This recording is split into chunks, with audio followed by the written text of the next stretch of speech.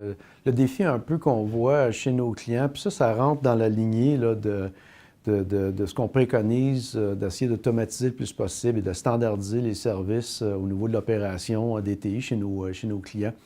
Les gens sont capables de faire beaucoup de choses rapidement, provisionner les environnements virtuels, les machines virtuelles sur les serveurs, préparer le stockage quand même assez bien. Mais quand on arrive au niveau de la réseautique, il y a beaucoup de défis à automatiser ces environnements-là, qui utilisent des outils qui ne sont pas aussi flexibles.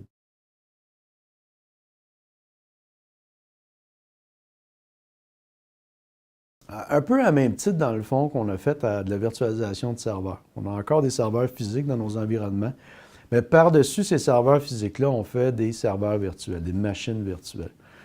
Bien, la virtualisation de la réseautique avec NSX, c'est un peu la même chose. On va encore avoir besoin de commutateurs, de switch réseau, Ethernet, mais ce qu'on va faire, c'est qu'on va venir virtualiser notre réseautique par-dessus les switches physiques et nous créer des environnements de réseau virtuels qui vont nous donner toutes sortes de flexibilités. Encore une fois, à même titre qu'on l'a eu quand on a fait de la virtualisation au niveau des serveurs. Un des concepts fort intéressants qu'on trouve à l'intérieur d'NSX, c'est justement à cause que tout est virtualisé maintenant, autant au niveau de la réseautique que de la sécurité, on est capable d'aller mettre ça après ça dans des politiques de gestion.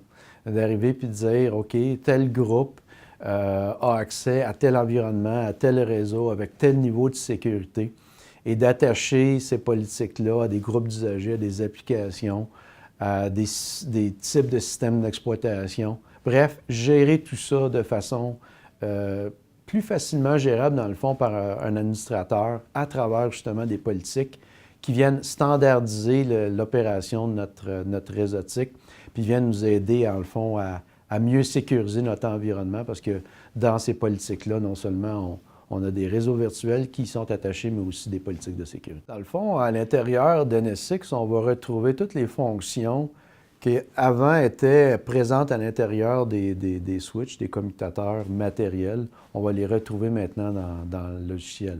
Donc, les fonctions de routage, les fonctions de sécurité, les fonctions de balancement de charge, toutes ces fonctions-là qu'on trouvait normalement au niveau justement des switches matériels se retrouvent dans un monde virtuel.